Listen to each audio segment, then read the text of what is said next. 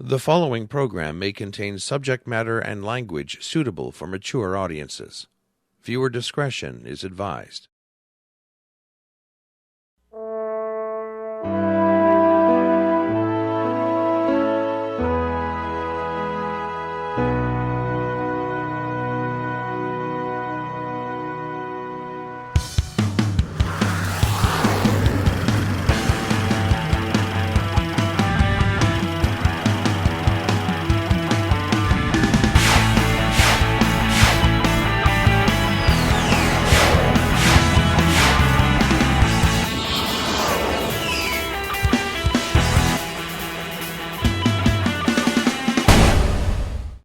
And welcome to another exciting edition of the Meltdown. I'm Norm. And I'm Jeff. And today we're going to be talking about hypocrites. Hypocrites. That's right. That's actually how you spell it. But we're really talking about hypocrites. Very happy hypocrites. You know why they're happy, Jeff? Because they're blissfully ignorant? Yes, blissfully ignorant hypocrites. These people will say one thing and do another. And listen, they will chide you for doing the thing that they told you not to do, even though they do it themselves. And I have no proof of that, but this is the Meltdown, so we just pretty much say what we want. Right, Jeff? Right. Yes, Okay. So So let's start the show the way we always do with, Jeff? some Meltdown fun facts. All right, today we have got, for our fun facts, 5 hidden behaviors a hypocrite displays before revealing themselves. But first, here is a little explanation about what is a hypocrite.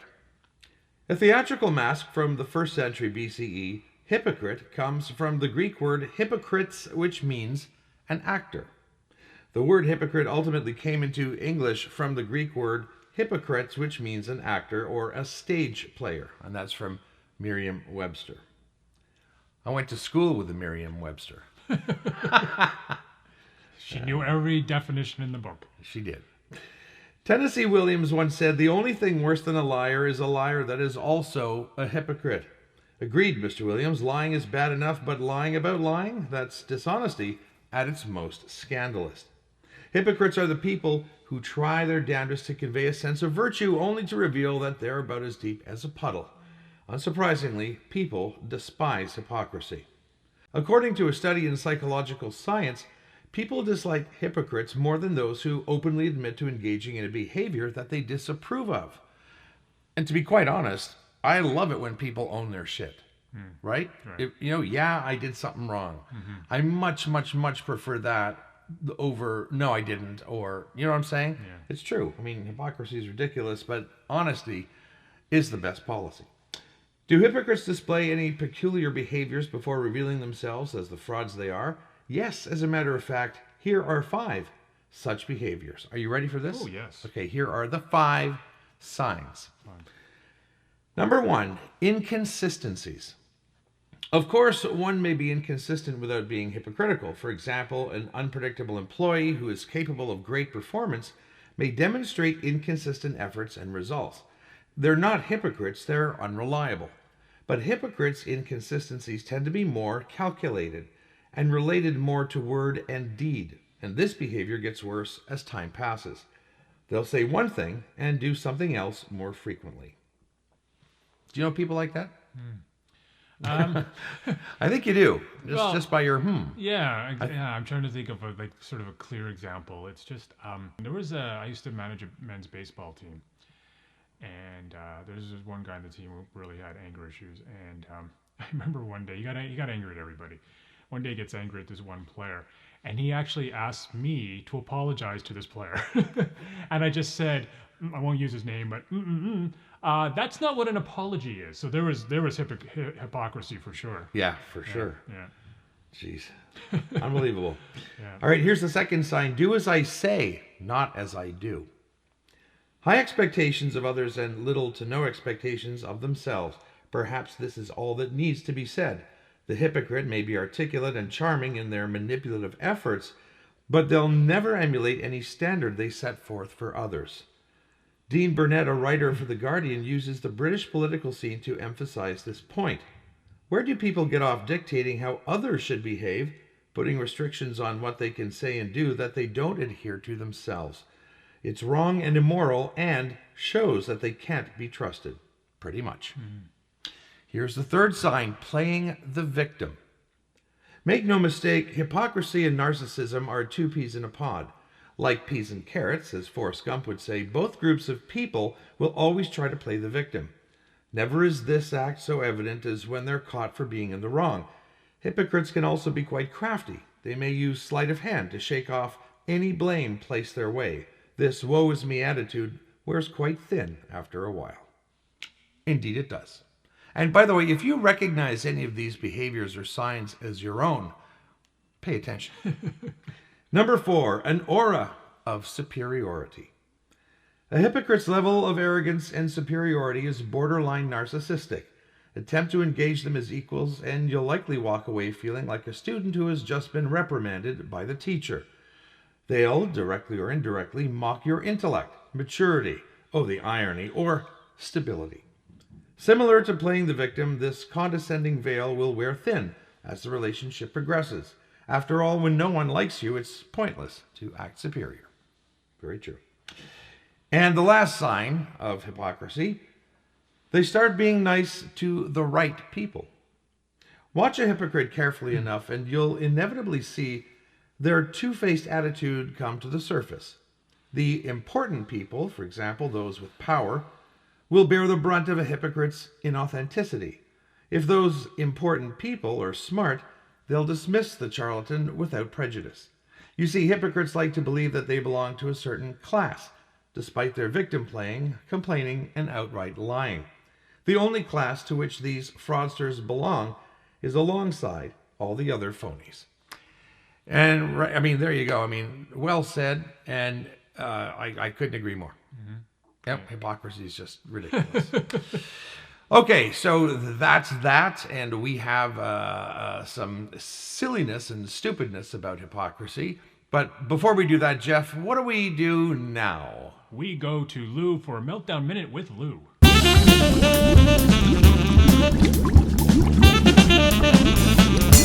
Hello people, we're talking about hypocrites today, and let's be honest, we've all been hypocrites. We all know hypocrites. It's just a part of the human condition, man. But what I find interesting about hypocrite, the word, the root comes from Hippocratic, which is the Hippocratic Oath, which is the oath that doctors take, in essence means do no harm. There's a little bit of irony there. No comedy, of course.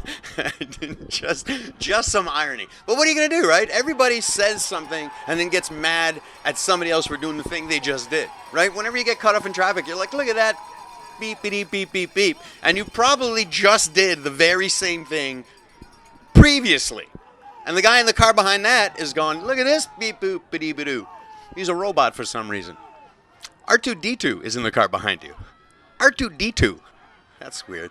They had a weird relationship. Hey, we'll get back to the hypocrite thing. But man, there's something up with those robots, right? C-3PO and R2-D2.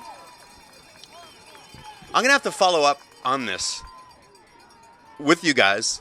And I think I'll just wrap it up by saying hypocrites. Thank you, Lou. And now it's time for Meltdown Stupidness. All right, here we go. From the Do As I Say and Not As I Do department, the top 10 Hollywood hypocrites. You might get a laugh out of this, or you might go, hey, the hell's going on?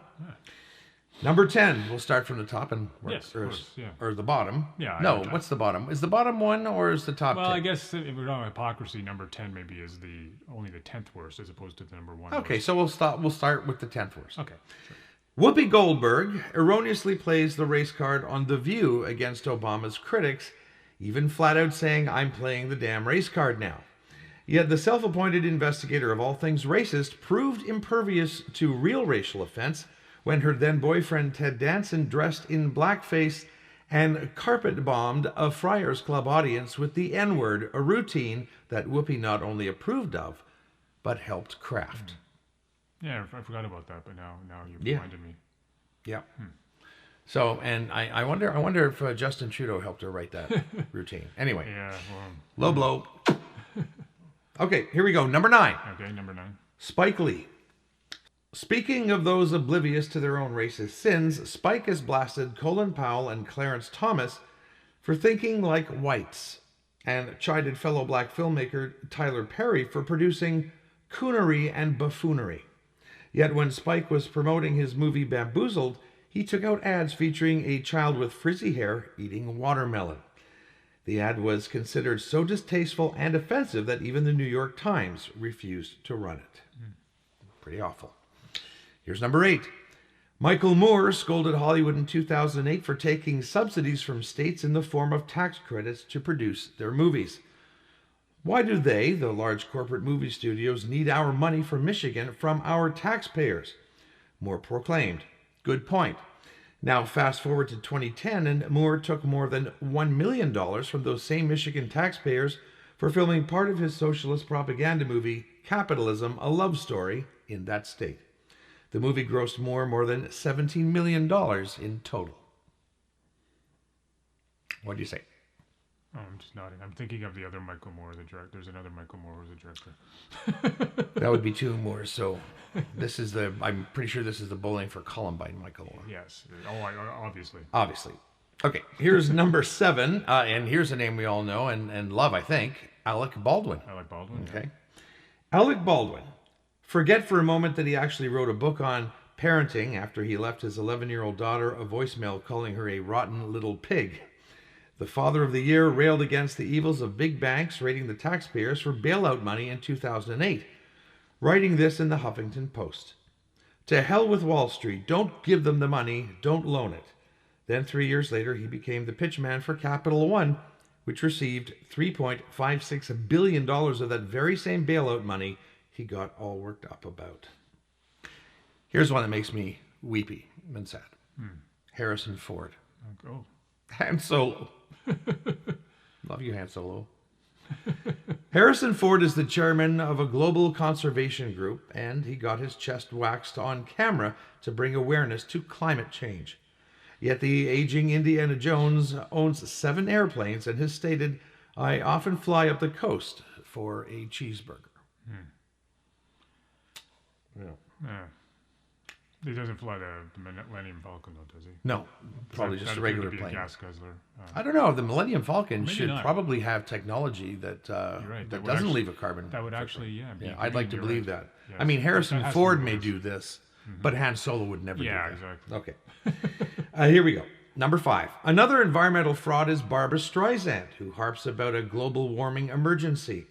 As she spends $22,000 a year watering her lawn and gardens, requests 120 bath-sized towels upon arrival at production offices, and uses 13 53-foot semi-trailers at her concerts. There must be a way to trim some of that down, I would think. I know a lot of, I think it was Bare Naked Ladies, for example, they refused to use plastic forks when they were touring. They would bring metal cutlery, and so that's maybe a smaller thing as opposed to a big tractor trailer. But every little bit counts, right? Absolutely, 100%. Yeah. All right, number 4. Cameron Diaz says that the planet needs a publicist and goes around on camera asking Americans if they know how to protect their bodies from the pollutants unloaded into the environment. She also likes hugging trees, and in her spare time she declares weed is awesome, and exhales a smoke ring or 5 of marijuana. Although, some people don't look at marijuana as a toxin, right. Even though there's several unknown things in it. Right? Yeah. But that kind of generation, I'm not going to call them hippies, but the weedsters, the weedsters don't see a problem with weed. Yeah. And they never will. There you go. Number 3, Arianna Huffington, the creator of the most influential progressive media platform, is a priestess in a very little-known cult pronounced Messiah, a cult where she swears divinity to a former school teacher who goes by the name of John Roger. John Roger argues that he is higher than Jesus Christ, and when she wasn't chanting weird names to a diminutive weird guy, Huffington suckered 9,000 bloggers and celebrities to write for her for free, and then sold the Huffington Post to the corporate behemoth AOL for more than $300 million, as she spent the last decade denouncing corporate greed. All right, here's one that I never heard of, but it kind of blew my mind. Listen to this. Bruce Springsteen, the bus, endlessly condemns giving tax breaks to the wealthy. In fact, his recent track, Jack of All Trades, slams the bankers who grow fatter while the working man grows thin. And his song, Death to My Hometown, alleges that American families have not been hit hard by the disasters of violence, wars, hurricanes, and the like, but rather by the left's favorite boogeyman, the evil 1%ers. Funny thing is, the 1%er Springsteen himself writes off 98% of his property taxes on 200 acres of his land in New Jersey by having a part-time farmer come grow organic tomatoes. The boss, not the bus, is taking advantage of an arcane law in New Jersey that was passed in 1964. So the hypocrisy here is someone, denouncing that the government is eating everything up and making life tough for people, and basically he's found a way to pay only 2% of his tax. Crazy. All right, and here is another one, the last one, number 1. The biggest celebrity of them all, our American Idol in chief, Barack Obama. He and his wife hector the rest of us about eating healthy and the evils of fried and salty foods, while they are photographed wolfing down chili dogs, french fries, and ice cream bars. Barack's reputation for eating trash is so well known in the fast food world that he even has a burger named after him. One restaurant in Boston unveiled the Obama Pizza Burger this election cycle. So there you go. 10 very, very incredible examples of hypocrisy, and quite unbelievable, to be honest. And does that make you mad? Does that make you mad? Well, you Jeff? got the power, you might use the excuse, well, there are a lot of things that are beyond my control, but, that's not a good excuse. So you're going to make certain statements, obviously, about the environment and all that. I mean, you got to watch yourself. I sometimes am guilty of running my car a bit too long. You know what I mean? Like in the We all lot. do it. And I should cut back on that. You know what I mean? When it's really, really cold, Right. it's acceptable, I think, to run your car just to warm it up. But there's little things. But Jeff, here's the question though: would you then chide someone for letting them run their car a little bit longer, knowing full well you do it yourself? No. Okay, so that's what we're talking about. Yeah, exactly. No, I wouldn't. I mean, I don't do it a whole lot, but I still wouldn't do it because I have done it from time to time, and it's wrong. And it's not like every day I do this, but every once in a while, which is no excuse. Don't get me wrong. I mean, I should watch how long I let the engine. But you admit you do it. Yeah. And you don't try to tell other people not to do it. No. But I still believe that we need to. Of course. Work towards saving the planet, because I really do think there is a crisis. And so I will not idle the car anymore unless it's minus 40 out. All right. You got that on film. Jeff has just made a commitment. Okay. So speaking of this planet, let's get off of this planet in our next episode, and let's go to that beautiful little satellite that orbits this planet, the moon, as we celebrate the Lunarversary. The Lunarversary. That's right. It's very exciting stuff, and it's going to be a great show. So join us for the next episode of The Meltdown. I'm Norm. And I'm Jeff. Until then, cheerio.